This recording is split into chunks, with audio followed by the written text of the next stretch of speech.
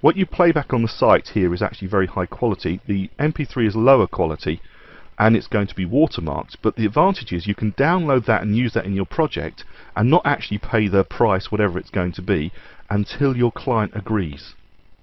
So let's say I like Morning Wanderer. That's going to do the trick for me. So I can download the MP3 and I can stick it in my appropriate folder. I've actually already downloaded it.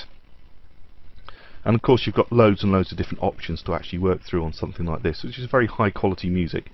And then we're going to go back to After Effects. But actually we can bring the item into After Effects. So if I double click I can go and get the item. Here it is here, and bring it in. But actually to start off with we're going to find it very hard to get a perfect loop. So if I bring it down to the bottom of my timeline, I quite like to have my music at the bottom of the stack. Just the way I work. Some people have audio at the top of the stack. If you want to see the waveform, by the way, you can untwirl. So I can untwirl and untwirl audio and then untwirl waveform, and you'll see if I just move this up, there's the waveform to see through. However, the quick way of doing it is to select the layer and LL, and then you've actually got the waveform there. And then you can try and find a loop.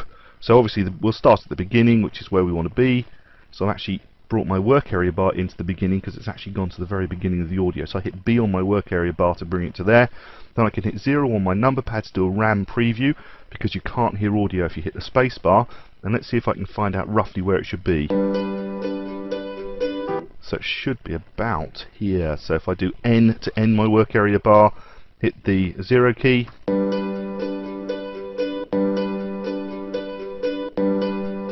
Now, is that right? Is that wrong? It's kind of close. Let's try it again with going on 1.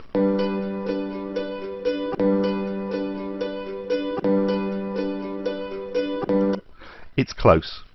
If you want to be a little bit more precise, however, I would recommend using Adobe Audition, and I'll show you how you do that. I've got Audition here, and I can load in the actual waveform again. It's an MP3, but that's fine. I'm going to load it in, and I'm going to zoom right in. So this is the zoom bar at the top here. So if I just drag in so I can see those first few bars, and I'm going to drag out roughly what I think should be a walk cycle. So let's just zoom in a little bit more on that so we can get a little bit closer, and maybe bring this first one out so it's literally at the beginning of the music, and then it's on loop, and I can push play or just hit the space bar.